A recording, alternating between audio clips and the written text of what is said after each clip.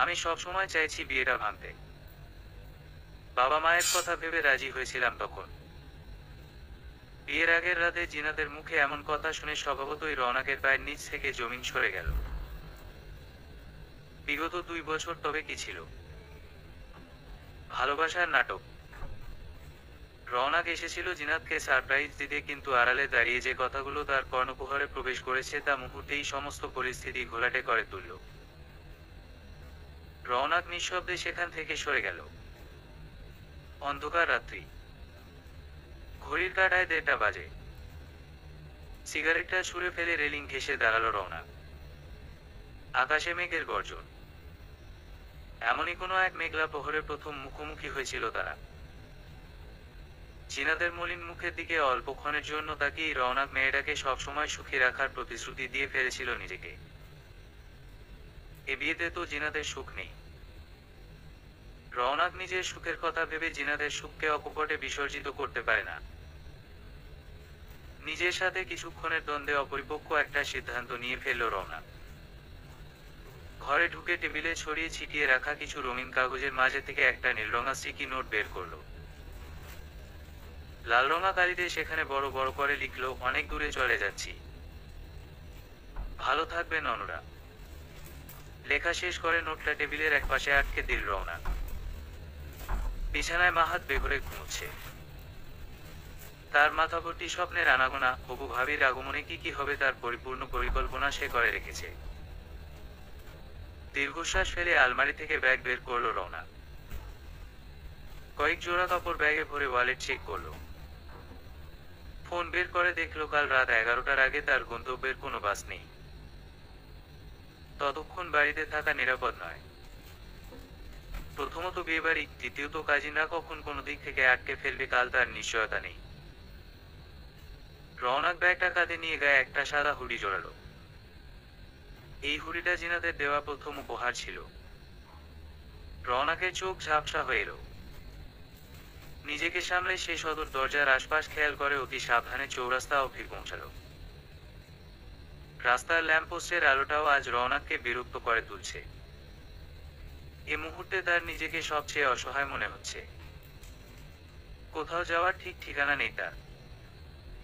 এত রাতে কোনো বন্ধুর বাসায় গেলেও সেটা ভালো দেখাবে না।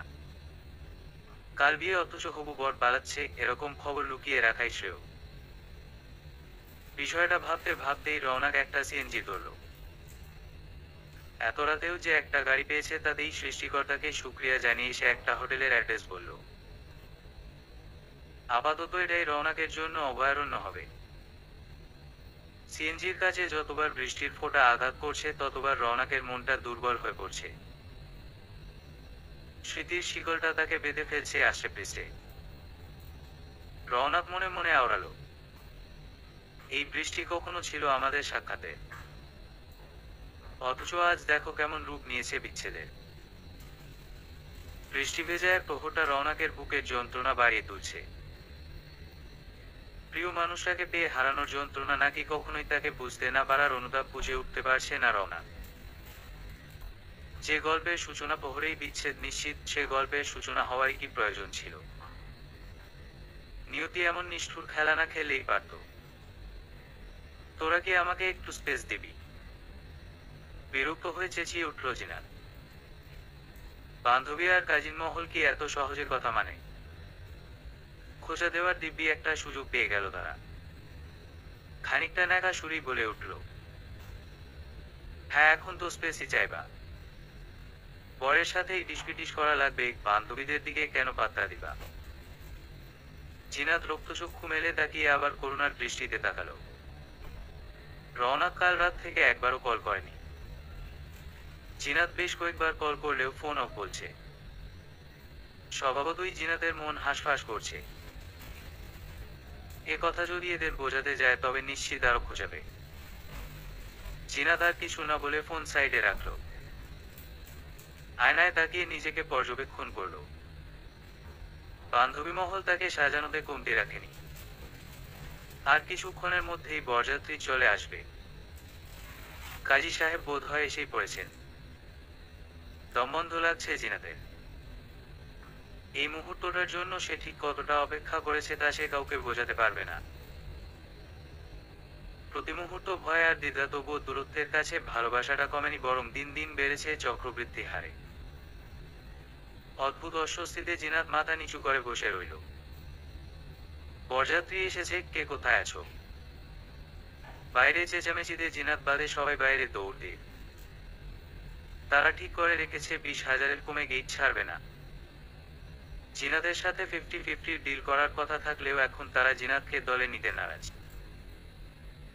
এসব প্ল্যান গতকাল রাতেই করে ফেলেছে তারা। দরজার কাছে আসতেই মূর্ছা পড়ল তরি, নিশাত, আফরা, নীলি, সোহা, ইতি, হৈমিদের মুখে। 6 জন ঠিক করে রেখেছিল দুলাভাইকে আচ্ছামতো জব্দ করবে, অথচ বরযাত্রীর মধ্যে বড়ই নেই।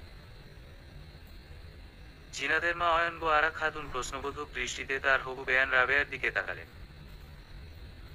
রাবেয়া সুলতানা মাথা নিচু করে ছোটখাটো একটা কাগজ বাড়িয়ে দিলেন তার দিকে। নীল রঙের একটা কাগজ। মুহূর্তেই বিয়েবাড়ির রূপ নিল এক নিস্তব্ধ করিতে। সমস্ত আলোকসজ্জায় ভাড়া পড়ল। বিয়েটা কেবল নিকটাত্মীয়দের উপস্থিতিতে করার কথা ছিল বিধায় শোরগোল পড়ল না। দুই পরিবার সালিশে বসলেন। রাবেয়া আর তার স্বামী ওয়াসিফ কিছু বলার ভাষা পেলেন না। তাদের ছেলের এমন ক্রিয়াকলাপের সাথে তারা কোনোভাবেই পরিচিত ছিলেন না। মাহাত কি বুঝেছে কে জানে, তবুও তার মনেও বিষাদ খেলা করছে।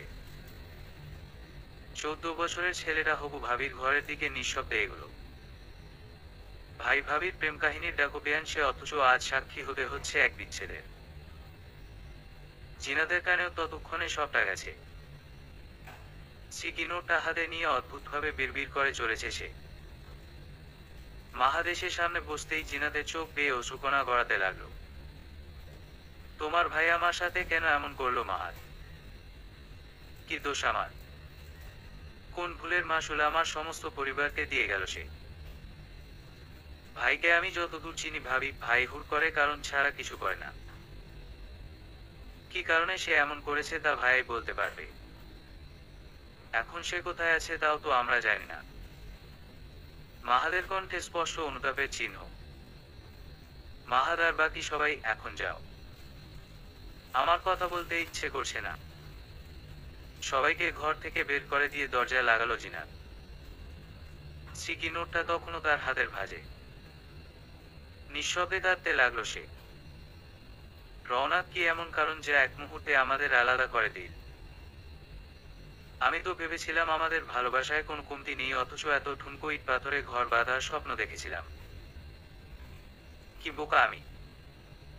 বোকা মানুষরাই দিন শেষে কেন যেন কষ্টের দাবিদার হয়, তাই তো। কাঁদতে কাঁদতেই ঘুমিয়ে পড়ল জিনাত। বিছানার সাথে হেলান দিয়ে মেঝেতেই আধমসা অবস্থায় ঘুমিয়ে পড়েছে সে। যন্ত্রণায় চোখ জোড়া আর মেলতে ইচ্ছে করছিল না তার। আমি আগেই বলেছিলাম ভাইকে যে এসব বন্ধু বান্ধবের মধ্যে বিয়ে ঠিক করা উচিত না। দেখলে তো পরিণতি। জিনাদের চাচার কথায় সায় দিতে গিয়েও পারলেন না তার চাচি। রওনাক ছেলেটাকে তার সবসময় জিনাদের জন্য পারফেক্ট মনে হয়েছে, অথচ অদৃষ্টের পরিহাস। গতকাল থেকেই সকলের মন ভালো নেই। ফজরের নামাজ শেষ করে মাত্র বসেছেন জিনাদের চাচি। জিনাদের জন্য দোয়া চেয়ে চোখের জল ফেলেছেন অবিরত। বারবার বলেছেন আল্লাহ যেন মেয়েটার কপালে সুখ স্থায়ী করেন। মা, বড় মা। জিনাদের চাচাতো ভাই রাহাতের চিৎকার শুনে সকলের টনক নড়ল। চিৎকার অনুসরণ করে সকলে জিনাদের ঘরের দিকে এগোতে লাগলো। জিনাদের বাবা মায়ের মনে নানান রকম ভয় কাজ করছে। জিনাদের দরজার সামনে দাঁড়াতেই সকলের ভয় বাড়ল। জিনাদের ঘরের দরজা বেয়ে লাল রঙা তরল বাইরে আসছে। অঘটন কি তবে আটকানো সম্ভব হলো না? রাহাত ও জিনাদের আরেক চাচাতো ভাই অর্ণব দ্রুত দরজা ভাঙল। বিস্ময়ে সকলের চোখ কপালে উঠল। সারা ঘরের জিনিসপত্র তছনছ করা। ড্রেসিং টেবিলের জিনিসগুলো মেঝেতে গড়াগড়ি খাচ্ছে। ড্রেসিং টেবিলে থাকা আলতাটা দরজার ঠিক কিনারে পড়ে আছে। লাল রঙা তরলটা তবে রক্ত নয় ভেবে আশ্বস্ত হলো সবাই, কিন্তু আশেপাশে কোথাও জিনাত নেই। দুশ্চিন্তা কমেও যেন কমল না। অয়নবো আরা খাতুন সারা ঘরের এদিক সেদিকে খুঁজতে লাগলেন। দরজা ভেতর থেকে বন্ধ ছিল, অথচ জিনাত ভেতরে নেই। এটা কিভাবে সম্ভব? জিনাতের বাবা আদনান রহমান একে একে জিনাতের সব বন্ধুকে কল দিলেন। কেউ জিনাতের খোঁজ দিতে পারল না। রাহাত জিনাতের ঘরে খুঁজতে লাগলো, যদি কিছু ক্লু পাওয়া যায় এই আশায়। জিনাতের বেড সাইডে একটা ছোট টেবিল ছিল। রাহাত খেয়াল করলো টেবিলটাতে একটা নীল রঙের কাগজ পেপারওয়েট দিয়ে চাপা দেওয়া। কাগজটা হাতে নিয়ে রাহাত দেখে এটা রওনাকের লেখা সেই নোটটা, তবে এখন সেটা আগের মতো নেই। কেননা নোটটার নিচে আরো কিছু কথা যুক্ত করা হয়েছে। নিচের লেখাগুলো জিনাতের, তা স্পষ্ট বুঝল রাহাত। রওনাকের লেখার নিচে দ্রুত হাতের কিছু অস্পষ্ট লেখা। কিছু প্রশ্নের উত্তর খুঁজতে যাচ্ছি। আমায় নিয়ে চিন্তা করার কারণ নেই। আমার বিয়ের জন্য জমানো টাকা থেকে 10,500 টাকা আমি নিয়েছি। এটা নিয়েও চিন্তা করার প্রয়োজন নেই। আমাকে খুঁজতে চেষ্টা করলে একেবারে হারিয়ে ফেলবে। রাহাত চিরকুটটা সবাইকে দেখালো। জিনাতের মা সাথে সাথে অসুস্থ হয়ে পড়লেন। তাকে বিছানায় শুয়ে দিয়ে ডাক্তার ডাকা হলো। বাড়ির পরিবেশ থমথমে। প্রথমে রওনাক কোথাও একটা চলে গেল, এখন তাকে খুঁজতে জিনাত বাড়ি ছাড়ল। সবকিছু এলোমেলো হয়ে যাচ্ছে। রাহাত জিনাতের ফোনে কল করলো বেশ কয়েকবার। ফোন সুইচ অফ বলছে। রাহাত বুঝে গেল জিনাত সিমটাই বন্ধ করে ফেলেছে।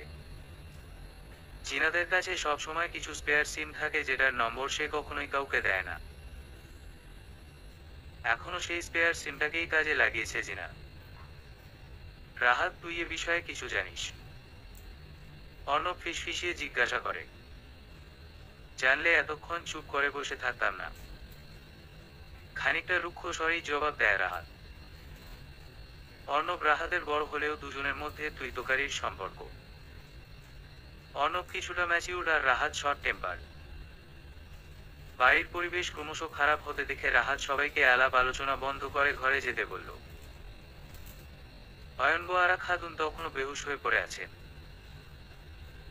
জিনাত বাড়িতে নেই এ খবর যেন বাড়ির বাইরে না যায় এমন নির্দেশ দিল অর্ণব, কিন্তু তাতে লাভ হয়নি।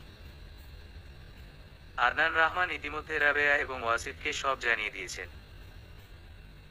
তারা অয়নবের শরীর খারাপ শুনে এখানে আসার জন্য রওনা হয়েছে। আদনান রহমানের কাজে তার ভাই কিংবা ভাতিজাদের মধ্যে কেউই খুশি হলো না। যাদের কারণে সমস্যা হচ্ছে তাদের ডেকে গিয়ে আর সমস্যার সমাধান হয়। রাহাত তার এক বন্ধুকে কল করলো জিনাদের লাস্ট লোকেশন খোঁজার জন্য। রাহাতের সে বন্ধু সাইবার টেকে কাজ করায়, তার জন্য এটা কঠিন কিছু না। রাহাতের দুশ্চিন্তা কমছে না। রাহাত জিনাদের চেয়ে 1 বছরের ছোট হলেও জিনাত সব সময় বন্ধুর মতো মিশেছে তার সাথে। বড় বোনের মতো শাসন কিংবা বন্ধুর মতো বিপদে পাশে থাকা কোনোটাই বাদ রাখেনি সে। কাজিনদের মধ্যে তাদের বন্ধুত্বটাই সবচেয়ে ভালো ছিল। কাজিন মহলে আরেকটা মানুষকে জিনাত সবচেয়ে বেশি ভালোবাসত, রাহাতের বড় বন্ধু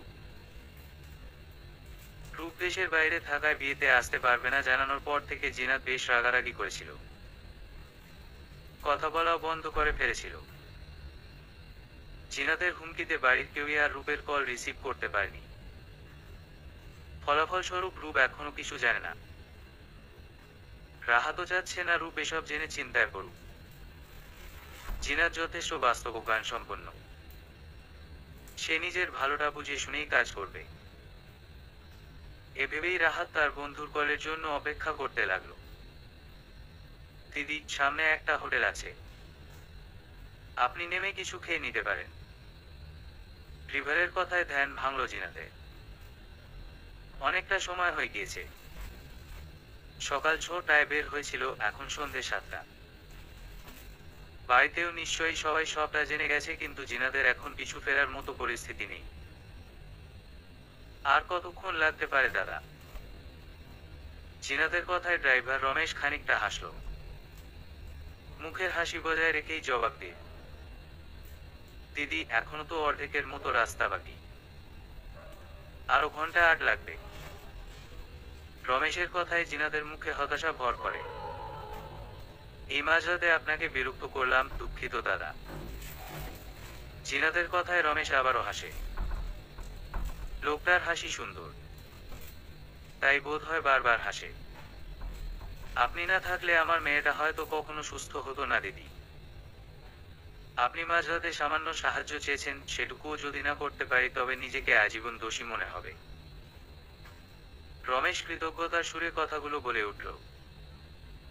জিনাত চোখ বন্ধ করে। মাথা ভর্তি দুশ্চিন্তা আর চোখ জুড়ে ক্লান্তি, তার ইচ্ছে করছে এখানেই নেমে রাস্তায় বসে থাকতে। গাড়ির রেডিওতে গান বাজছে। হতে পারে কোনো রাস্তায়, কোনো হুড়তোলা এক রিকশায়। আমি নীল ছাতা নিয়ে দাঁড়িয়ে। তুমি দেখলে না? জিনাদের মনে পড়ল রওনাকের জন্মদিনের কথা। জিনাদের সাথে লুকিয়ে ঘুরতে বেরিয়েছিল সে। বিকেলের পরপরই তুমুল বৃষ্টি শুরু হলো। বাইক থামিয়ে পথের পাশের এক বিধ্বস্ত ঘরের বারান্দায় দুজন বসল। জিনাত চিন্তা করছিল বাড়িতে কি বলবে, অথচ রওনাক নিশ্চুপ হয়ে বৃষ্টির মুহূর্ত উপভোগে ব্যস্ত। ক্ষীণস্বরে সেদিন কেন যেন এই গানটাই গেয়েছিল রওনাক। চোখের কোণ ভিজে উঠে জিনাতের। ঠিক তখনই জোরে ব্রেক করল রমেশ। জিনাত সামনের সিটের সাথে ধাক্কা খেতে খেতে খেলনা। কি হলো দাদা, এত জোরে ব্রেক করলেন? জিনাত চিন্তিত গলায় প্রশ্ন করে। দিদি, বাড়ি থেকে কল এসেছে, একটু কথা বলে নি। জিনাত মাথা নেড়ে সায় দেয়। সিটে হেলান দিয়ে চোখ বুঝতেই রমেশের উদ্বিগ্ন কণ্ঠস্বর শুনতে পায়। চোখ খুলে দেখে রমেশ কাঁদছে ক্রমাগত। কি হয়েছে দাদা? প্রশ্ন করে জিনাত। আমার মা আর নেই দিদি। সুস্থ মানুষরা হঠাৎ স্ট্রোক করেছে। ভগবান আমাকে কেমন সংকটে ফেলল দিদি। যিনি আমাকে এত কষ্ট করে বড় করলেন, তার মৃত্যুর সময় আমি পাশে নেই।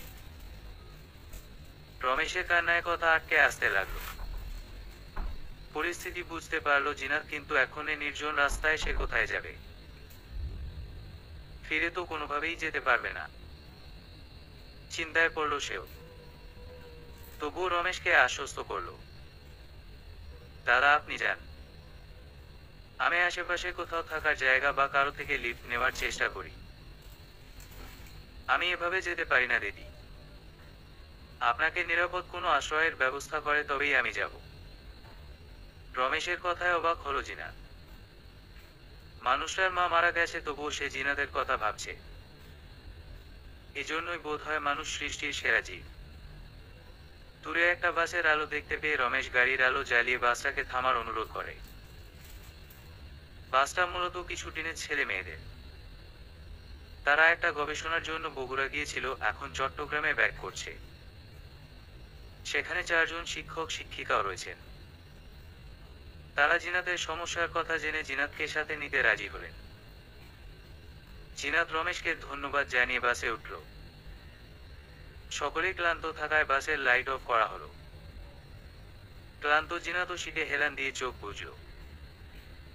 অন্ধকার বাসের নিস্তব্ধ গতিশীলতায় জিনাত অনুভব করল তার শরীরে কারো হাতের এলোমেলো স্পর্শ। সাথে সাথে তীব্র আলোর ঝলকানিতে চারপাশ একটু আলোকিত হয়েই সাথে সাথে বিকট শব্দে সবকিছু ঝাপসা হয়ে এলো জিনাতের চোখের সামনে। জিনাত লাফ দিয়ে উঠল। চারপাশ অন্ধকার, কেবল বাসের সামনের লাইটের আলোতে রাস্তাটা দৃশ্যমান।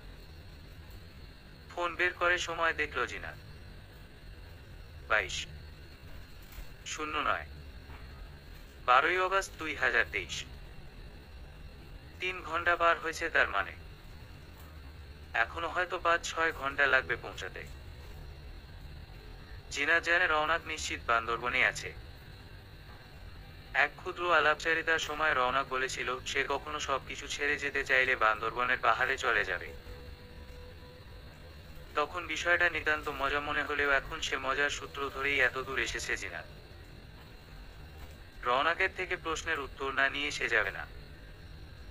জিনাত আবারও সিটের সাথে হেলান দিল। সবকিছু এলোমেলো লাগছে।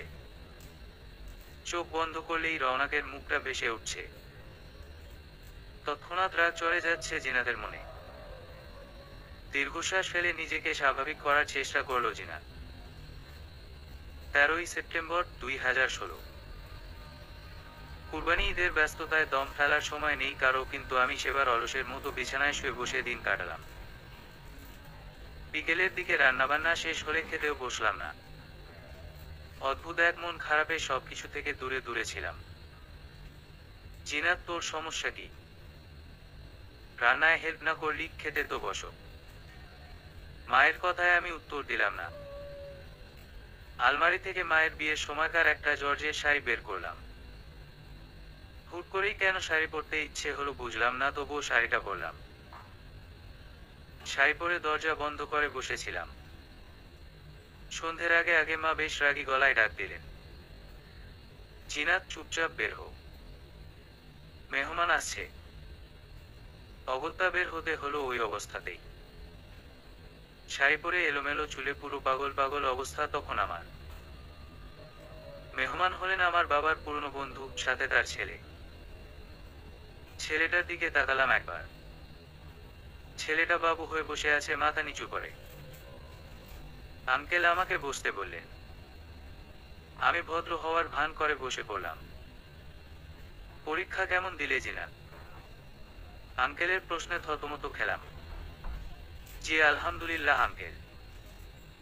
স্কুল লাইফ শেষ, এখন তো ইন্টারমিডিয়েট, বিশাল সিলেবাস। আমি কোনো উত্তর দিতে পারলাম না। আঙ্কেল নিজে নিজেই বলতে লাগলেন, ভালো মতো পড়াশোনা করো মা, একটু এদিকে আসো তো। আমি এগোতেই আঙ্কেল একটা আংটি আমার হাতে ধরিয়ে দিলেন। আমি হতবাক হয়ে দাঁড়িয়ে রইলাম।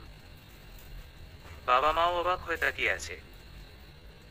আদনান, তোমার মেয়েকে আমি নিজের ছেলের জন্য পছন্দ করেছি। এখন তোমাদের সম্মতির অপেক্ষা। জানি এখনই এসব নিয়ে তোমরা ভাবছো না, আমিও ভাবছি না। দুজন নিজেদের ক্যারিয়ার নিয়ে স্টেবল হোক, তারপর ওরাই সিদ্ধান্ত নিবে।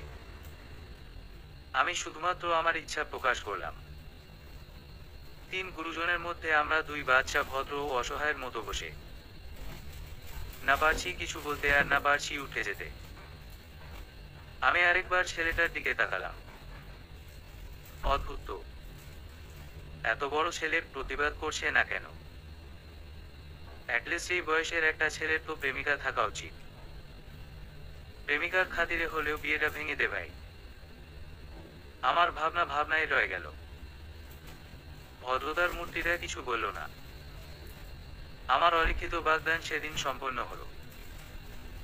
তবে আঙ্কেল আমাদের কিছু শর্ত দিলেন। শর্ত মূলত তার ছেলের উদ্দেশ্যে। ছেলেটা যেন আমার পড়াশোনায় বিরক্ত না করে, কোনরূপ যোগাযোগ এখন করার দরকার নেই। আমি আঙ্কেলের কথা শুনে হাসলাম। ছেলের মুখ দেখে আমার মনে হচ্ছে এই আদতে পড়াশোনার বাইরে আমাকে নিয়ে ভাবার মতো অবসর পাবে। অদ্ভুত হলেও আমাদের সেদিন কোনো কথাই হলো না। এমনকি বাগদানের আগ অবধি আমি ছেলেটার নাম অবধি জানতাম না। অবশ্য তারা চলে যাওয়ার পর জেনেছিলাম ছেলেটার নাম রওনা। আমার তখন এসএসসি পরীক্ষার রেজাল্ট অবধি আসেনি। তার আগেই এক অনাকাঙ্ক্ষিত বাঁধনে বাধা পড়লাম। ঈদের পর বাড়িতে ফিরলাম দিন 2 পর। তারপর আবার আরেক লাইফ। এর মধ্যে আমার এক বান্ধবীকে বললাম হঠাৎ বাগদানের কথা। তার কল্যাণে বিষয়টা বন্ধুমহলে ছড়িয়ে পড়তে সময় লাগলো না। তারপর থেকে শুরু হলো রওনাক নাম নিয়ে খেপানো। হবু দুলাভাইকে দেখার জন্য ওদের পেরাপিরি, অথচ আমি চিন্তায় আছি কিভাবে সম্পর্কটা ভাঙা যায়। বিয়ে নামক বস্তুটার প্রতি একটা সঙ্গত কারণে তখন আমার খানিকটা বিরক্তি ছিল আর কি। সুযোগ খুঁজছিলাম কিছু করা যায় কিনা। শেষমেশ আল্লাহর কাছে চাইতে লাগলাম যেন ছেলেটার প্রেমিকা থাকে, তাহলেই তো আর বিয়ে হবে না। অবশ্য আঙ্কেলের দেওয়া 3 বছর, অর্থাৎ আমাদের অ্যাডমিশনের পরই সব সিদ্ধান্ত নেওয়ার কথা। রওনাকের সোশ্যাল মিডিয়া অ্যাকাউন্ট নেই, এটা নিয়ে আরেক বিড়ম্বনা। ওই যে বন্ধুমহল, ওরা আমার হবু বরকে না দেখে ছাড়বে না, অথচ তাকে এখনো আমি ঠিকমতো দেখিনি। এক দেখাই কেবল 2 বার চোখাচোখি হয়েছে আমাদের, ওর কণ্ঠ অবধি শুনিনি আমি। আফসোস করলাম কেন যে বন্ধুদের বলতে গিয়েছিলাম। আগামী বছর তিনেক এদের সামলানো আমার জন্য মোটেও সহজ হবে না তা দিব্যি বুঝতে পেরেছিলাম। স্বাভাবিক জীবনে ফিরেছিলাম। হঠাৎ একদিন আঙ্কেলের নম্বর থেকে বাবার ফোনে কল আসলো।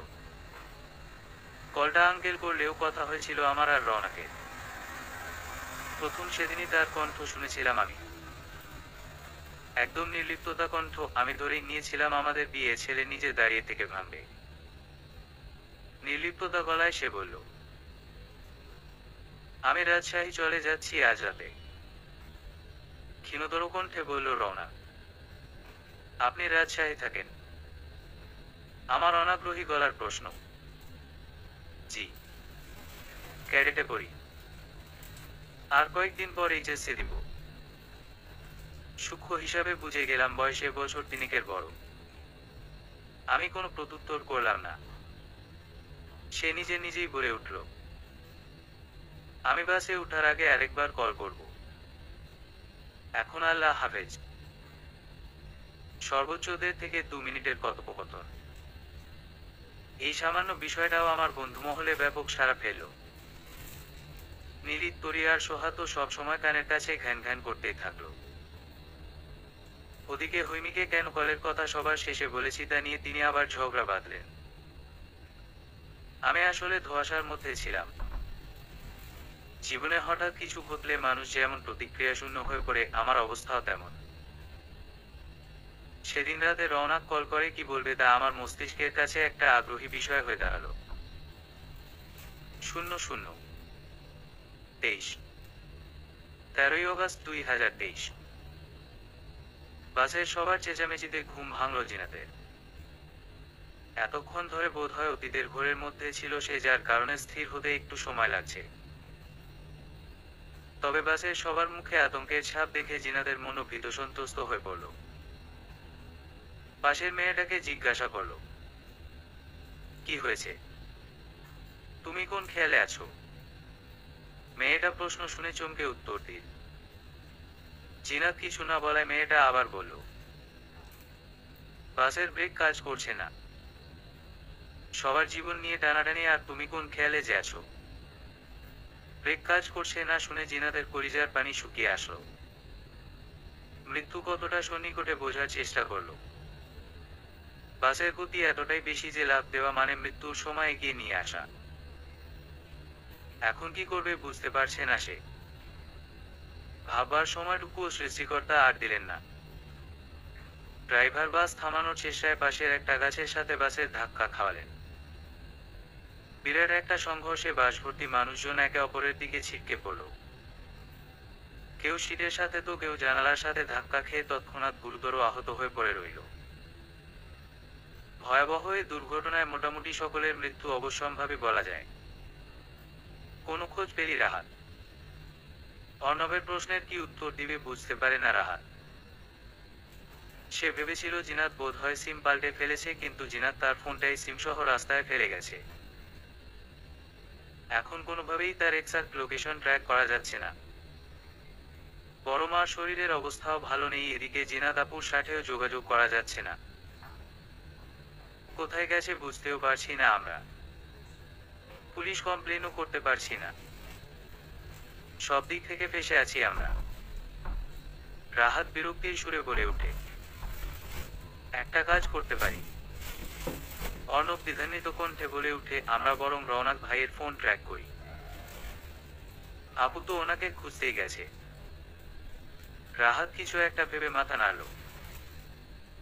পরক্ষণেই নিজের বন্ধুর নম্বরে রওনাকের নম্বরটা পাঠিয়ে দিল ট্র্যাক করার জন্য। দুদিনের ব্যবধানে বাড়িটা আনন্দপুরী থেকে নিস্তব্ধপুরীতে রূপ নিয়েছে। রওনাক ভাই, বসবেন আমাদের সাথে? রওনাক বিস্মিত দৃষ্টিতে পেছনে তাকালো। খোলা মাঠে বেশ কিছু বাচ্চার দল বসে তাস খেলছে। রওনাক কিছু বলল না। খেলাটা তার অপছন্দ, তবে দূর থেকে বাচ্চাগুলোর আচরণ পর্যবেক্ষণ করতে লাগলো। বাইশারি এলাকার একেবারে নির্জন পাশে একটা বাড়িতে এসে আশ্রয় নিয়েছে। অবশ্য আশ্রয় পাওয়াটাও সহজ ছিল না। টাকা দিয়ে বাড়ির মালিক নহল সমাদদারকে মানাতে পারছিল না রওনা। মূলত নহল লোকটা অসচ্ছল হলেও বেশ ধার্মিক ধর্মের। বাড়িতে তার মেয়ে থাকে, সেখানে অজ্ঞাত পুরুষকে আশ্রয় দেওয়া সম্ভব না। এদিকে নহল সমাদদারের ভাতিজা সুস্মিত রওনাকের পরিচিত। এছাড়া রওনাকের আর যাওয়ার জায়গা ছিল না। শেষমেশ নহল সমাদদার কৃপা করে রওনাককে নির্জন অংশটাতে দীর্ঘদিন বন্ধ থাকা একটা বাড়িতে থাকার ব্যবস্থা করে দিলেন। এটুকুতেই কৃতজ্ঞ রওনাক। তার উপর তিনবেলা সমাদদার বাড়ি থেকে খাবার পাঠানোর প্রতিশ্রুতিও করেছেন নহল সমাদদার। এ তো মেঘ না চাইতেও বৃষ্টি। তাস খেলা ছেলেদের দলের মধ্যে একটা ছেলের ভাবসাব একটু আলাদা, সব সময় লিডার ভাব নিয়ে থাকে। অন্য সবাই রওনাকের সাথে কিছুক্ষণের মধ্যে মিশে গেলেও ওই ছেলেটা কথা বলে না। ছেলেটার নাম নাফিম। রওনাক ছেলেদের সাথে বসতেই নাফিম উঠতে নিল। নাফিম, তুমি উঠে যাচ্ছ কেন? রওনাক মোলায়েম গলায় প্রশ্ন করল। নাফিম খানিকটা রাগী দৃষ্টিতে তাকিয়ে সেখান থেকে চলে গেল। নাফিম যাওয়ার সাথে সাথে তার দলের কয়েকজন উঠে চলে গেল। রওনাক কিছু বুঝতে না পেরে ভ্যাবাচ্যাকা খেয়ে পাশে বসে থাকা ছোট্ট সিমুই বলে উঠল, রওনাক ভাই, নাফিম এরকমই। ও অপরিচিত কাউকে পছন্দ করে না। আচ্ছা, তোমরা শুদ্ধ বাংলা কোথা থেকে শিখেছ?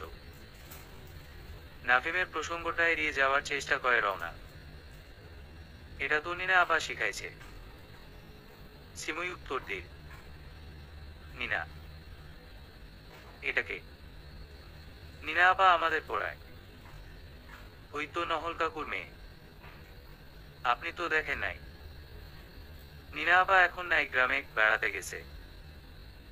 এই জন্য আমরা ছুটি খাইতেছি। আপা আসলে আবার পড়া লাগবে। রওনাক মনোযোগ দিয়ে কথাগুলো শোনে। নিনা মেয়েটার প্রতি শ্রদ্ধা কাজ করে। বাইশারি এলাকাটা অনুন্নত না হলেও একেবারে উন্নত না, বিশেষ করে এদিকের অংশটা। সেখানে একটা মেয়ে ছোট বাচ্চাদের পড়াচ্ছে নিজ দায়িত্বে, বিষয়টা আসলেই ইতিবাচক। বাচ্চাদের পড়ানোর কথা ভাবতে ভাবতেই জিনাদের কথা মনে পড়ল রওনাকের। জিনাদেরও এমন একটা স্বপ্ন ছিল, সেও চেয়েছিল বাচ্চাদের পড়াবে। অ্যাডমিশনের পরপর বিয়ে ঠিক হয়ে যাওয়াদের রওনাক বলেছিল দুজন একসাথে পথশিশু এবং গরিব বাচ্চাদের জন্য কিছু করবে। সে আর হলো কোথায়? পথ চলার স্বপ্নটাই অসম্পূর্ণ রয়ে গেল। খ্যাত। রওনাক জোরে জোরে মাথা নাড়াতে লাগলো। জিনাতকে চিন্তাভাবনা থেকে বের করার এক ব্যর্থ প্রচেষ্টা। সিমুইয়ের সাথে অনেকক্ষণ সময় কাটিয়ে নিজের কুটিরে ফিরল সে। ফোন অফ করেছে প্রায় 12 ঘন্টা আগে। শেষবার সুস্মিতকে কল দিয়ে শুধু জানিয়েছিল তার জন্য একটা আশ্রয়ের ব্যবস্থা করতে। ফোন অন করতেই দেখল মাহাদের অজস্র টেক্সট। রওনাক মেসেজগুলো পড়ল না। ফোনটা আবার বন্ধ করে দিল। আপাতত সে জিনাতকে সুখী দেখতে চায়। এখন তো সে নিশ্চয়ই সুখী, বিয়েটা ভেঙে সব দোষ তো নিজের করেই এসেছে রওনা। একটু পরেই দরজায় ঢক ঢক শব্দ শুনে ভাবনার জগৎ থেকে বেরিয়ে এলো রওনা। দরজা খুলে দেখলো একটা মেয়ে, মুখে খানিকটা অন্যরকম জাতিত্বের ছাপ পড়লেও সাজ পোশাকে বাঙালিয়ানা ফুটে উঠছে। আমি নিনা। মা খাবার পাঠিয়েছে। রওনাক খাবারের প্লেটটা নিয়ে ধন্যবাদ জানালো। নিনা স্বাগত জানালো। রওনাক আর কথা বাড়ালো না। জিনাদের কথা মনে পড়াতে তার মন খারাপ। সে দরজা লাগিয়ে দিল তৎক্ষণাৎ। নিনা রওনাককে খাবার দিয়ে তার বান্ধবী রাহার পাশে এসে দাঁড়ালো। ছেলেটাকে কেমন দেখলি? রাহা একটু ন্যাকা সুরে প্রশ্ন করল। খারাপ না, তবে রূপ। নিনা কঠিন গলায় উত্তর দিল, তোর সাথে ভালোই মানাতো। ছেলেটা মুসলিম। রাহা, তুইও যা তা ভাবা শুরু করে দিস। নিনা বিরক্তির স্বরে বলল, তবে সত্যি বলতে সেও রওনাককে প্রথম দেখাতে খানিকটা পছন্দ করে ফেলেছে। এ পছন্দের পরিণতি কিছুই হবে না জেনেই সে কথাটা নিজের মধ্যে রেখেছে। আচ্ছা, ছেলেটা কতদিন থাকবে রে? রাহা আগ্রহী গলায় প্রশ্ন করল। জানি না, বলেই নিনা তারা দেখিয়ে চলে গেল। রওনাককে নিয়ে আলাপ করতে তার ভালো লাগছে না। তাই সে মূলত প্রসঙ্গটা এড়িয়ে যেতে চাইছে, কিন্তু রাহার সাথে থাকলে সেটা কখনোই সম্ভব হবে না। রাহা বারংবার তাকে বিষয়টা মনে করিয়ে দিবে। রওনাক খুব অল্প সময়ের জন্য ফোন অন করেছিল। লোকেশন ট্র্যাক করা যায়নি।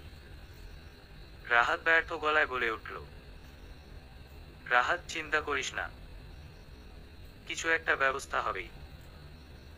আপুকে আমরা ঠিক খুঁজে আনবো। তারপর ওই রওনাকের একদিন কি আমাদের একদিন। আমি বুঝতে পারছি না আপু এত রাতে কোথায় যেতে পারে। বাড়ির সবাই জেগেছিল, দরজাও ভেতর থেকে বন্ধ। রাহাত বলতে লাগলো, আপু জানালা দিয়ে বেরিয়েছে। দরজা ভাঙার পর দেখলি না জানালা খোলা ছিল? অতটা খেয়াল করিনি। আচমকা অর্ণবের মাথায় একটা বুদ্ধি আসলো। সে রাহাতকে বলল এখনই দেখা করতে। রাহাত তখন বাড়ির বাইরে ছিল। ফোনেই বল, কি বলবি? তুই বাসায় আয়। না হলে কোথায় আছিস বল, আমি যাচ্ছি।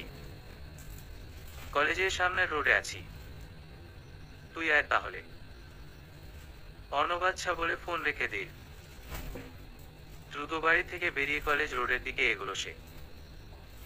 কি এমন বুদ্ধি পেয়েছিস যার জন্য এত তাড়াহুড়ো করছিস?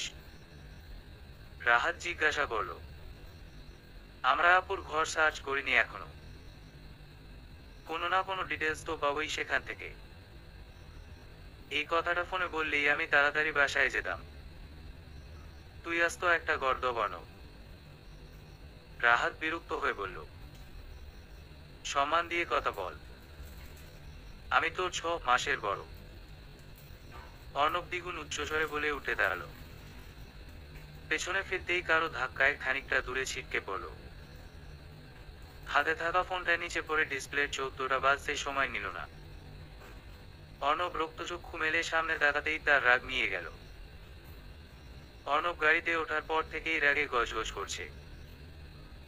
রাহাত তা দেখে মিটমিট করে হাসছে। তুই কি থামবি নাকি উল্টো হাতে থাপ্পড় খাবি? অর্ণবের রাগী দৃষ্টির তাকানোতে রাহাতের হাসি আরো বেড়ে যায়। এবার অর্ণব রেগে রাহাতের পিঠে মারে। রাহাত ব্যথায় কোকিয়ে ওঠে। ধ্যাত, আমার কি দোষ? তুমি তো তোরি আপুর সাথে ঝগড়া বাঁধালে। না হলে তো আমরা আরো আধ ঘন্টা আগে বাড়িতে পৌঁছে যেতাম। তরির নাম শুনে আবার বিরক্ত হলো অর্ণব। রাহাত জানে তরির প্রতি অর্ণবের খানিকটা দুর্বলতা আছে, তবে এই সম্পর্ক কখনো হওয়ার নয়, তাই অর্ণব নিজেই সরে দাঁড়িয়েছে। রাহাত চুপচাপ সিঁড়ে হেলান দিল। ড্রাইভার আপনমনে গাড়ি চালাচ্ছে। মিনিট 10-এর মধ্যে বাড়ির সামনের রোডে পৌঁছালো তারা। অর্ণব ভাড়া মিটিয়ে আগে আগে যেতে লাগলো। রাহাত পেছনে পেছনে এগোলো। কলিং বেল বাজাতেই রাহাতের মা দরজা খুললেন। দুইজন ভেতরে ঢুকে সকলের অলক্ষ্যে সোজা জিনাদের রুমের দিকে এগোলো। রুম অন্ধকার করে রাখা। দরজাটা হালকা লাগিয়ে অর্ণব ফোনের টর্চ অন করলো। বিছানার পাশে ছোট টেবিল থেকে শুরু করে ড্রয়ার ও ড্রয়ার খুঁজতে লাগলো। পেলি কিছু? রাহাত উদ্বিগ্ন হয়ে জিজ্ঞাসা করলো। না, তুই পেয়েছিস? না। আচ্ছা, আপুর একটা ডায়েরি ছিল না, যেটা আপু কাউকেই পড়তে দিত না? ওখান থেকে কিছু পাওয়া যেতে পারে না? হ্যাঁ, কিন্তু কোথায় ওটা? আপু কোথায় যে লুকিয়ে রাখছে? খুঁজি চল। ক্লু বাদ দিয়ে এবার দুজন ডায়েরি খোঁজা শুরু করে। রুমের মাথা থেকে ও মাথা খুঁজেও ডায়েরির কোনো হদিস না পেয়ে দুজনেই ক্লান্ত হয়ে মেঝেতে বসে পড়ে। ডায়েরি ক্লু কিচ্ছু নাই। বিরক্ত হয়ে বলে উঠে রাহাত। আচ্ছা, আপু কাছে কোথাও নেই এটা তো শিওর? মোটামুটি একটা দূরত্বে গেলেও তো বাস ট্রেনের টিকিট লাগে, কিন্তু আপু বেরিয়েছে ভোরবেলা। ওই সময় তো বাস ট্রেন ছিল না। তাছাড়া পরবর্তী সময়ের বাসের অপেক্ষা করার মতো মানুষ আপু না। অর্ণব ভাবুক গলায় বলে উঠে। কি বলতে যাচ্ছিস সেটা বল না গাদা। রাহাত দ্বিগুণ বিরক্তির স্বরে বলে উঠে। আরে গাদা, আপু নিশ্চিত কোনো কারে করে গেছে? প্রাইভেট কার এত ভোরবেলা? পরিচিত কেউ ছাড়া তো যেতে চাইবে না। অর্ণব কিছু বলতে যাবে তার আগেই রাহাতের বাবার চেঁচামেচি শোনা যায়। অর্ণব আর রাহাত দৌড়ে সেদিকে যায়। অয়নবো আরা খাতুন মেঝেতে পড়ে আছেন। সবাই তাকে ধরে সোফায় বসানোর চেষ্টা করল। জ্ঞান হারিয়েছেন তিনি। অর্ণবদের পাশের বাড়িতেই একজন ইন্টার্ন ডাক্তার থাকে। অর্ণব দ্রুত গেল তাকে ডাকতে। রাহাত অয়নবো আরা খাতুনের পায়ে হাত ঘষছে। আদনান রহমানও দিশেহারার মতো স্ত্রীর পাশে বসে হাহুতাশ করছেন। মাত্র কয়েকটা দিনে তার বাড়ির পরিস্থিতি পুরোপুরি বদলে গেছে। সুখের ঢেউয়ের আশায় দুঃখের সুনামিতে ভাসতে হচ্ছে গোটা পরিবারটাকেই। কি করবেন কিছু বুঝে উঠতে পারছেন না তিনি। মাইনর হার্ট অ্যাটাক, সাবধানে রাখবেন ওনাকে। হসপিটালাইজ করুন যত দ্রুত সম্ভব। তুর্যের কথায় অর্ণব, রাহাত সহ সবাই ভয় পেয়ে গেল। হাসপাতালে অ্যাডমিট করিয়েও লাভ হলো না। অয়নবো আরা খাতুন জ্ঞান ফেরার পর থেকেই জিনাত জিনাত করে অস্থির হয়ে যাচ্ছেন। শেষমেশ তাকে ঘুমের ওষুধ দিয়ে শান্ত করতে হয়েছে। অর্ণবের বাবা আদনান রহমান এবং অর্ণব রাহাত হাসপাতালে এসেছে। তারা পরিস্থিতির জটিলতা বুঝতে পারছে, কিন্তু এখন তাদেরও হাত বাঁধা। অর্ণব জানে চাচিকে এই অবস্থায় রেখে জিনাতকে খুঁজতে যাওয়ার সিদ্ধান্ত সমীচীন হবে না। তাছাড়া জিনাতকে খুঁজতে যাওয়ার এখন একটাই রাস্তা, পুলিশ কমপ্লেইন। সেটাও সম্ভব না, কারণ জিনাত নিজে নোট রেখে গেছে। অপেক্ষা করা ছাড়া তাদের হাতে আসলেই আর কিছু নেই। আব্বা, আবার তো এখনো জ্ঞান ফেরেনি। আমরা কি আবার ডাক্তার ডাকবো? 16 বছরের কিশোরী মেয়ের স্নেহসুলভ আচরণে জহির সাহেব মুগ্ধ হন। না মা, ওনাকে ডাক্তার ঘুমের ওষুধ দিয়েছেন। ওনার সময় মতোই জ্ঞান ফিরবে, আর এখন তো ডাক্তার সাহেবকে পাওয়া যাবে না আশেপাশে। বাবার কথা শুনে কিশোরী দিঘি মন খারাপ করে ফেলল। ছোটবেলায় মাকে হারানোর পর এক ফুপুই ছিল এ বাড়িতে তার সঙ্গিনী। তিনিও গত বছর মারা গেছেন। অনেকদিন পর বাড়িতে একজন মেয়েলোকের উপস্থিতি দিঘিকে বেশ অস্থির করে তুলেছে, কিন্তু বাবার নিষেধের কারণে মেয়েটিকে সে জাগাতে পারছে না। দিঘি আবারও মন খারাপ করে মেয়েটির দিকে তাকায়। মাথায় খুব বাজেভাবে আঘাত লেগেছে, বাম হাতে বাসের কাচের টুকরো ঢুকে গিয়েছিল। অ্যাক্সিডেন্টটা এতটাই বীভৎস ছিল যে বাসে থাকা মানুষজনের কেউই প্রাণে বাঁচেনি, একমাত্র ওই মেয়েটি ছাড়া। অবশ্য আশেপাশে 2-3 কিলোমিটারের মধ্যে কোনো হাসপাতাল নেই, বিধায় অ্যাক্সিডেন্ট স্পটের খোঁজ পেয়েও লাভ হতো না।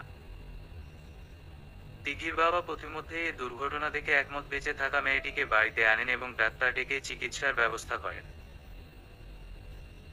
এখানে 3 কিলোমিটার পরে একটা হাসপাতাল আছে, তবে সেখানে ডাক্তারের সংকট। বাধ্য হয়েই জহির সাহেব নিজের এক ডাক্তার বন্ধুকে অনেক অনুরোধ করে এনে চিকিৎসা করিয়েছেন।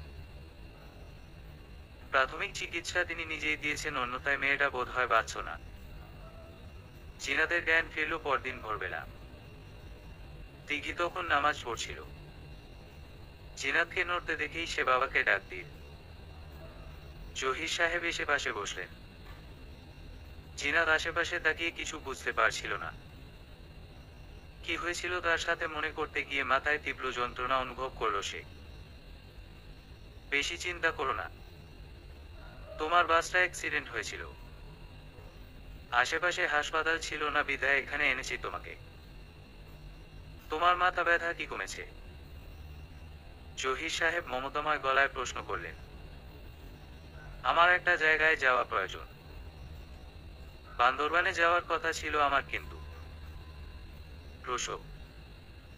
তোমার আঘাত শুকোয়নি এখনো। তুমি বসো, দিঘি তোমার হাত মুখ ধোয়ার ব্যবস্থা করবে। তারপর কিছু খেয়ে নিও। জিনাত আর কিছু বলতে পারল না। রওনাকের সাথে দেখা করাটা তার খুব প্রয়োজন, কিন্তু এখন সে কোথায় আছে তাও তার অজানা। রওনাকি বা বান্দরবানের কোথায় আছে তাও তো সে জানে না। এখন আবার অ্যাক্সিডেন্ট। এত সব তার সাথেই কেন ঘটতে হলো? দিব্যি তো সুখে সংসার করতে পারত রওনাকের সাথে, অথচ অদৃশ্য কি খেলাটাই না খেলল। 26শে সেপ্টেম্বর 2023 বিকেলের আগ মুহূর্তে জিনাদের ফোনটা বেজে উঠল। প্রাইভেটের জন্য রেডি হচ্ছিল এমন মুহূর্তে ফোন আসাতে খানিকটা বিরক্তি আসাই স্বাভাবিক, তাও আবার আননোন নাম্বার থেকে ফোন। জিনাত একবার ভাবলো রিসিভই করবে না। পর মুহূর্তে মনে হলো জরুরি দরকার থাকতে পারে কারো।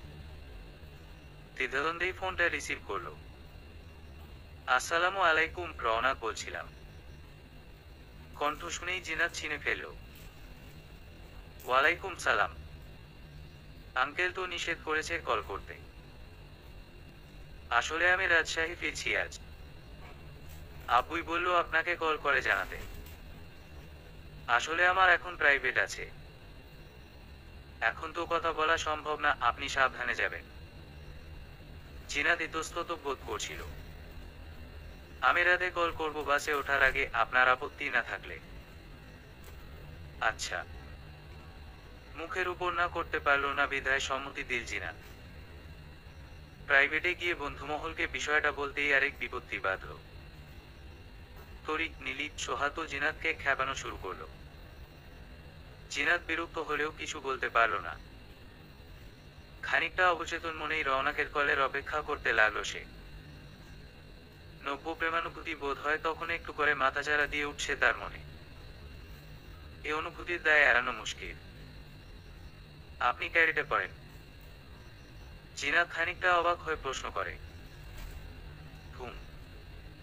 রওনাক এক শব্দে উত্তর দেয়। জিনাত খানিকটা বিরক্ত হয়। এখন কি বলবে? দুজন ইন্ট্রোভার্ট মানুষ কলে কথা বললে যা হয় আর কি। বাস কয়টায়? এছাড়া আর প্রশ্ন করার মতো কিছু খুঁজে পেল না জিনাত। 10টায়। আমি একটু পরে বের হব। আপনি বোধহয় আমার কল পেয়ে অস্বস্তি বোধ করছেন। আসলে রাজশাহী গেলে আপনার সাথে আর আমার যোগাযোগ হবে না দীর্ঘ সময়। বাবাও নিষেধ করেছে যোগাযোগ করতে। আমাদের মতামত ছাড়াই একটা বর্ষর সিদ্ধান্ত তারা নিয়ে ফেলেছে। যদিও আমাদের সময় দেওয়া হয়েছে, তবে আপনার আপত্তি থাকলে আমি এখনই বাবাকে বুঝিয়ে বলতে পারি। এক নাগাড়ে অনেকটা কথা বলে ফেলল রওনা।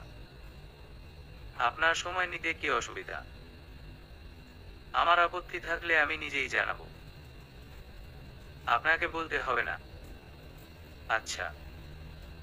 আমি বের হব এখন। নিজের খেয়াল রাখবেন। রওনা কলটা কেটে দিল। জিনাত চুপচাপ বসে রইল। খানিকটা রাগ মেশানো একটা অস্বস্তি অনুভব করল সে। এ বিয়ে তো সে আসলেই চায় না। হুট করে কার না কার সাথে বাবা বিয়ে ঠিক করলো আর সে রাজিও হবে না। এই বিয়েটা ভাঙতেই হবে কোনোভাবে। জিনাত মনে মনে ভাবলো ছেলেটার নিশ্চিত প্রেমিকা আছে, এজন্যই কল করে ইনডাইরেক্টলি বিয়েটা ভাঙতে বলল। এতে অবশ্য জিনাত স্বস্তি পেল। সেও চাচ্ছিল না এই উড়ে এসে জুড়ে বসা সম্পর্কটাতে থাকতে। স্বস্তির নিঃশ্বাস ফেলে বই খাতা নিয়ে বসল সে। 14ই অগাস্ট 2023। বিরোধী দলের অনুষ্ঠিত হওয়া সমাবেশে বিশৃঙ্খলা সৃষ্টির সূত্র ধরে সারা দেশে 3 দিনের হরতাল ডেকেছে বিরোধী দল। সংবাদটা শুনেই জিনাতের হাত পা স্থির হয়ে আসলো। আর কত বিপদ আসতে বাকি আছে তার লাইফে। জহির সাহেবও সংবাদটা দেখে খানিকটা বিরক্ত হলেন। তিনি পেশায় লেখক।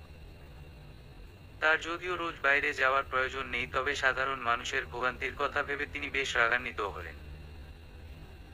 দিঘিকে বললেন জিনাতকে খাবার দেওয়ার জন্য।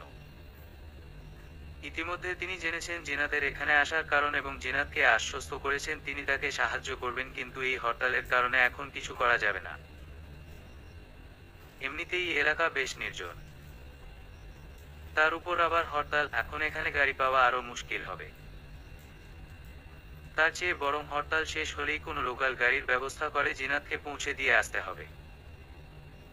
জহির সাহেব চলে যেতেই দিঘি জিনাতের পাশে বসল। দিঘি চোখে উৎসুক দৃষ্টি।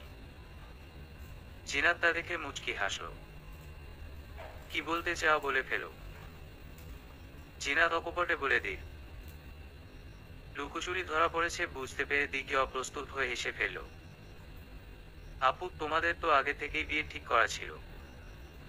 তার মানে তোমরা প্রেম করেছ? দিঘি বেশ সরল গলায় প্রশ্ন করল।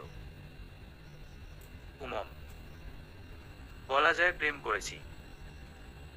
তাহলে ভাইয়া এভাবে সব ছেড়ে চলে এলো কেন? সেটা তো ওই ভালো বলতে পারবে। তোমাদের প্রেম কাহিনীটা শোনাবে আমাকে, অনুরোধের স্বরে বলে উঠল দিঘি। আচ্ছা শোনাবো। জিনাত হাসল। আপু চট্টগ্রামের দিকে গেছে এটা তুই জানলি কি করে? অর্ণব প্রশ্ন করে। যে গাড়িতে আপু গিয়েছিল তার ড্রাইভার আমার পরিচিত। আজ আমায় রাস্তায় দেখে হঠাৎ জিজ্ঞাসা করলো আপু ঠিকমতো চট্টগ্রামে পৌঁছেছে কিনা।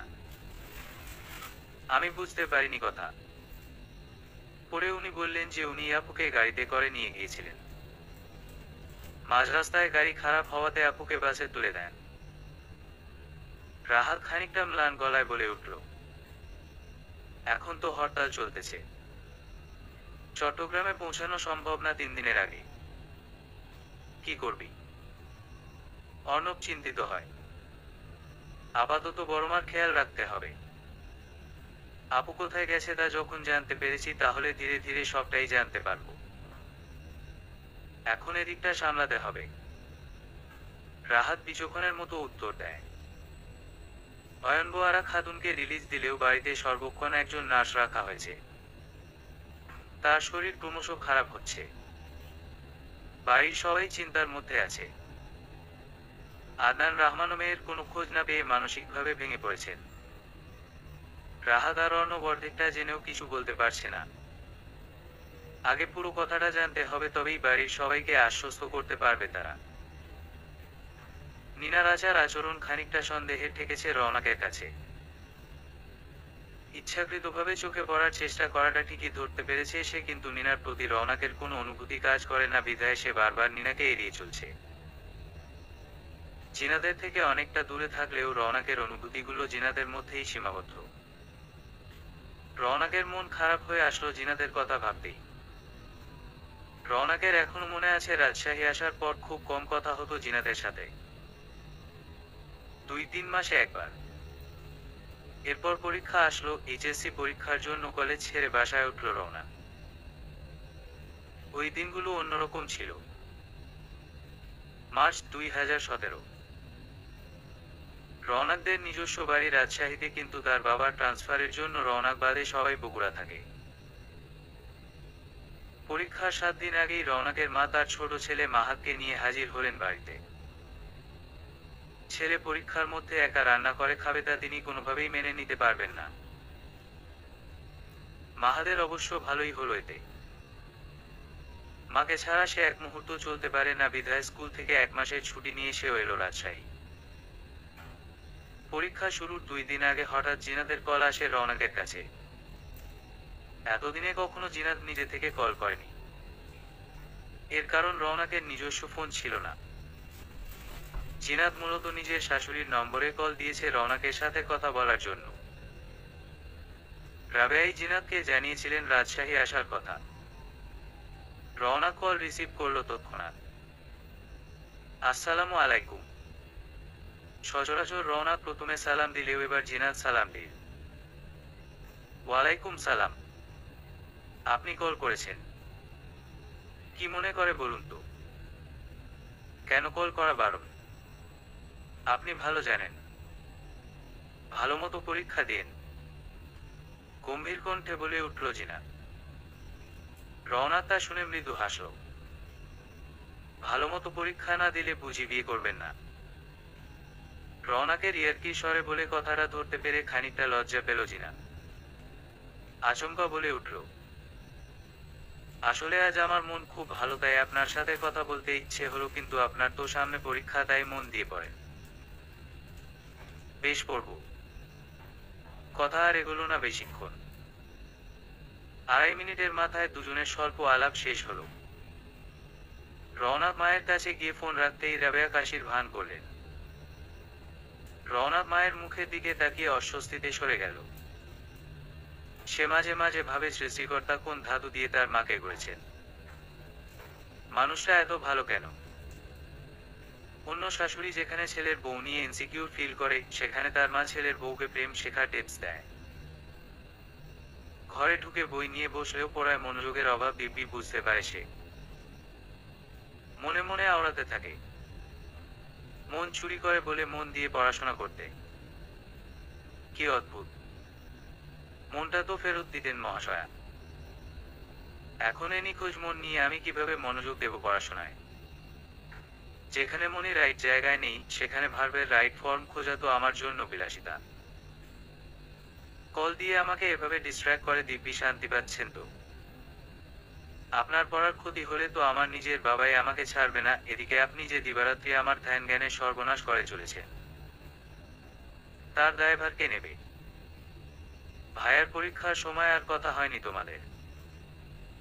কাপে চা ঢালতে ঢালতে প্রশ্ন করে দিকি। জিনাত মুচকি হাসে। নিজের প্রেমের এই গল্পটা সে আসলে ভুলতে বসেছিল। আজ দিঘিকে সব বলতে গিয়ে আবার নতুন করে মনে পড়ছে স্মৃতিগুলো। হ্যাঁ, হয়েছিল বেশ কয়েকবার। একদিন চিঠি দিবস নিয়ে সোশ্যাল মিডিয়া তোলপাড় হয়েছিল বেশ। তবে তোমার ভাইয়া তো এসব থেকে দূরে। আমার শাশুড়ি আম্মা খুব রোমান্টিক মানুষ। তিনি তোমার ভাইয়াকে গিয়ে বললেন, চিঠি টিঠি লেখো, ঠিকানা আমি দিবনি। তোমার ভাইয়া বেশ লজ্জা পেয়েছিলেন। জিনাত হাসতে হাসতে বলল, তারপর ভাইয়া লিখেছিল চিঠি? অতি আগ্রহের সহিত প্রশ্ন করল দিকি। হ্যাঁ, লিখেছিল। তবে চিঠি না চিরকুট। কি লিখেছিল? লিখেছিল যে আন্টি তাকে বলেছে চিঠি লিখতে, তাই সে চিরকুটটা লিখছে। একটা সুন্দর কথা লিখেছিল, যার কারণে ওই দিন আমি তোমার ভাইয়ের প্রেমে পড়েছিলাম। কি এমন কথা? লিখেছিল, আপু আম্মুর জন্য একটা লাইব্রেরি বানিয়েছে। শুনেছি আপনিও বই পড়েন। আমিও আপনার জন্য একটা লাইব্রেরি বানাবো। আয় হায়! লজ্জা দেওয়ার ভঙ্গিমায় বলল দিকি। জিনাত মিষ্টি করে হাসল। রওনাকের কথা মনে হতেই মন অস্থির হয়ে উঠল তার। প্রশ্নগুলো ক্রমাগত তাড়া করে বেড়াচ্ছে তাকে। জিনাদের মনে পড়ল রওনাক যখন প্রথম অল্প শব্দে তাকে নিজের মনের কথা বলেছিল। 459 শব্দটা এখনো জিনাদের কানে বাজে। জিনাত প্রথম দিন বুঝতেই পারেনি। পরবর্তীতে যখন বুঝেছিল, তারপর থেকেই রওনাকের সাথে কথা বলতে অদ্ভুত রকম একটা লজ্জা কাজ করত জিনাদের মনে। খানিকটা মলিন কণ্ঠে বিয়ের ঘটনাগুলোও বলল জিনাত। আপু, ভাইয়ার সাথে কথা হলেই সব সমস্যার সমাধান হবে দেখো। 3 দিন যাক, কিন্তু তুমি একটা ভুল করেছো। কি? তুমি এভাবে বাড়ি থেকে বেরিয়ে আসলে? তোমার বাড়িতে কি অবস্থা হচ্ছে ভাবা একবার। আঙ্কেল আন্টি যদি তোমার চিন্তায় অসুস্থ হয়ে পড়ে। দিঘির বিচক্ষণ কথাটা মস্তিষ্কে আঘাত করল জিনাদের। আসলেই তো, রওনাকের কথা ভাবতে ভাবতে নিজের বাড়ির মানুষজনকে একরকম বলেই গিয়েছিল সে। এতটাই ম্যাচিউর আচরণ তার ক্ষেত্রে মানায় না। জিনাত নিজের ভুলটা উপলব্ধি করতে পারল। বাড়িতে যোগাযোগ করা দরকার। নিজের ফোন তো সে অ্যাক্সিডেন্টের সময়ই হারিয়ে ফেলেছে। তাই দিঘিকে অনুরোধ করল, দিঘি, তোমার কাছে ফোন আছে? হ্যাঁ, বাটন ফোন। আমি নিয়ে আসছি, একটু দাঁড়াও আপু। আচ্ছা। জিনাত বাড়ির নম্বর মনে করার চেষ্টা করল। মা ব্যতীত কারো নম্বর মনে নেই জিনাতের। দিঘি ফোন আনতেই জিনাত মায়ের নম্বরে কল করলো বেশ কয়েকবার। রিং হচ্ছে, কিন্তু কেউ রিসিভ করছে না। বেশ কয়েকবার কল করার পরেও কেউ রিসিভ না করায় হতাশ হলো জিনাত। আর কারো নম্বর মনেও নেই তার। কি হলো আপু? অন্য কারো নম্বরে কল করো। আর কারো নম্বর মনে নেই? আমি আসলেই অনেক ভুল করে ফেলেছি দিঘি। রাগের মাথায় হোক কিংবা ধৈর্যহারা হয়েই হোক, আমি আমার পরিবারের সাথে অন্যায় করে ফেলেছি। জিনাতের চোখের কোণে অশ্রু চিকচিক করতে লাগলো। এবার বুঝেছো আমি কেন তোমার প্রতি কেন অনাগ্রহী? গম্ভীর কণ্ঠে বলে উঠল রওনা। ঘুম। নিনার কণ্ঠে বিষণ্ণতা। এখন থেকে আমার আশেপাশে এসো না প্লিজ। মেয়েটা এত ভালোবাসা পেয়ে ফেলে দূরে সরে দিই। জানি না কেন। বিয়ের 2 দিন আগেও আমরা একসাথে ঘুরেছি, কথা শুনে একটু মনে হয়নি ও খুশি না। রওনাক মলিন কণ্ঠে বলল, তাহলে ওর একটা কথায় তুমি সব ছেড়ে চলে আসলে? ওর সাথে বসে কথা বললেই হতো। চোরের মতো পালিয়ে এসে তুমি কি খুব ভালো কিছু করেছো? নিনার কথায় রওনাক নিজের ভুলটা উপলব্ধি করতে পারল। নিনাকে ধন্যবাদ জানিয়ে নিজের ঘরে ফিরে সব গুছিয়ে নিতেই রওনাকের মনে পড়ল হরতাল চলছে। মন খারাপ করে বিছানায় বসতেই মনে হলো বাড়িতে একটা কল করাই যায়, কিন্তু সাহসে কুলালো না রওনাকের। ঠিক করলো 3টা দিন কোনোরকম পার করতে হবে। অস্থিরতা ক্রমশ বাড়তে লাগলো রওনাকের। তোমরা দুজনে এতটা ইম্যাচিউর আচরণ করবে আমি কোনোদিন ভাবিনি, ওয়াজির সাহেব তেজি স্বরে বলে উঠলেন। জিনাত ভয় মাথা নিচু করল। নিতান্তই তার এ আহত অবস্থা দেখে সবাই বকাঝকা করতে পারছে না, অন্যথা তাকে কয়েকটা চড় মারা উচিত ছিল। তার জন্য তার মা অব্ধি অসুস্থ হয়ে পড়েছে। রওনাকও কিছু বলতে পারছে না। জিনাতের অবস্থা দেখে সে অনুতপ্ত। জিনাত যে এসএসসির পর মুহূর্তে ঠিক হওয়া বিয়েটা নিয়ে নার্ভাস ছিল বলে ভাঙতে চেয়েছিল, তা রওনাক না বুঝিয়ে এত কাণ্ড বাঁধিয়ে ফেলল। দেখো, দুজনকেই বলছি, এখন এ বিয়ে হবে না। তোমরা সময় নাও। আমি আগে থেকেই বিয়ে ঠিক করেছিলাম এজন্য যাতে তোমরা একে অপরকে বুঝতে শিখো, কিন্তু না। তোমরা কি করলে? নিজেদেরকে একে অপরের জন্য এভেলেবল ভেবে নিলে। বোঝাপড়ার বেলায় নেই। এখন আপাতত এ বিয়ের দরকার নেই। ওয়াসিফ সাহেব খানিকটা রাগত স্বরেই বললেন, বাবা আমি সরি, কিন্তু বিয়েটা ভেঙো না প্লিজ। আমি সত্যিই জিনাতকে ভালোবাসি। রওনাক অনুরোধের স্বরে বলল। কোথায় ছিল এতদিন সে ভালোবাসা? তোমরা একে অপরকে বোঝোই না। দেখো, আমি যা করছি তোমাদের ভালোর জন্য। জিনাত, তুমি মেডিকেলের লাইফটা এনজয় করো কয়েক বছর, আর রওনাক তুই তোর ইন্টার্নিতে মন দে। তোমরা একে অপরের সাথে দেখা করো, আড্ডা দাও, তবে এখন বাগদত্তার মতো না, বন্ধুর মতো। একে অপরকে বুঝতে শিখো। ওয়াজির সাহেবের সাথে বাকি সবাই সায়দীর। জিনাত আর রওনাকের তখন কিছুই করার ছিল না। বলতে গেলে সমস্ত দোষ তাদেরই। এতটা ইম্যাচিউর আচরণ তাদের থেকে কেউই আশা করেনি। পরিশিষ্ট আজকের শেষ ক্লাসটাতে বসে দীর্ঘশ্বাস ফেলছিল জিনাত। মেডিকেলের এই ব্যস্ত জীবনটা বড্ড ক্লান্তিকর। না চাইতেও বোর্ডটার দিকে একনাগাড়ে তাকিয়ে কিছু উদ্ভট শব্দ কর্ণকুহরে প্রবেশ করাতে হয়। ফোন ভাইব্রেট হতেই ফোনের দিকে চোখ গেল তার। ক্লাস শেষে ক্যান্টিনে আসো। তোমার সাথে এক কাপ চা খাওয়ার জন্য অদম প্রতীক্ষায় আছে। রওনাকের মেসেজে ঠোঁটের কোণে হাসি ফুটল জিনাতের। সে মনে মনে এখন রওনাকের বাবাকে প্রতি মুহূর্তে ধন্যবাদ দেয়। বিয়ের ঝামেলার আগ অব্দি সে একটা হাজবেন্ড ম্যাটেরিয়াল রওনাককে দেখেছিল। এখন সে দেখছে প্রেমিক সুলভ আচরণগুলো। বোঝাপড়াটা আগের চেয়ে ভালো হচ্ছে। ক্লাস শেষ করে ক্যান্টিনে ঢুকতেই জিনাত দেখল রওনাক বসে আছে। এক হাত গালে রেখে অদ্ভুত ভঙ্গিমায় জিনাতের দিকে তাকিয়ে আছে। কি দেখছো? জিনাত প্রশ্ন করে। মানুষ প্রেমিকা থেকে বউ বানায়, আবার অনেকে বউ থেকে প্রেমিকা। আমি দুইটার মাঝে ঝুলে থাকা বান্দা। তো তুমি বলতে চাচ্ছ আমি কখনো তোমার বউ হব না? রেগে চেয়ার ছেড়ে উঠতে নিলেই হাত টেনে ধরল রওনাক। রাগ করো না সুন্দরী গো, রাগলে তোমায় লাগে আরো ভালো, গানের সুরে গিয়ে উঠল রওনাক। জিনাত মিষ্টি হেসে পাশে বসে পড়ল। একটা কথা বলি। কথাটা আমি তোমাকে কখনো বলিনি। বিয়ে ঠিক হওয়ার সময়ও না, এখনো না। এখন বোধ হয় বলে দেওয়া উচিত। জিনাত মাথা নিচু করে গম্ভীর গলায় বলে। তোমার আবার বিয়ে ভাঙতে ইচ্ছে হচ্ছে? ধ্যাত, অসহ্য একটা। বলতেই দিল না বেয়াদব। রাগী কণ্ঠে চেঁচিয়ে উঠল জিনাত। আচ্ছা সরি বলো। 459 মানে কি এটার? তুমি ভালো জানো। আমি জানি না তো। বেশ, তাহলে না জানলে। জিনাত রওনাকের চোখের দিকে তাকায়। রওনাকও তাকায়। পলক পড়ে না কারোই। নতুন গল্পের শুরুটা বোধহয় এখান থেকেই হবে। সমাপ্ত।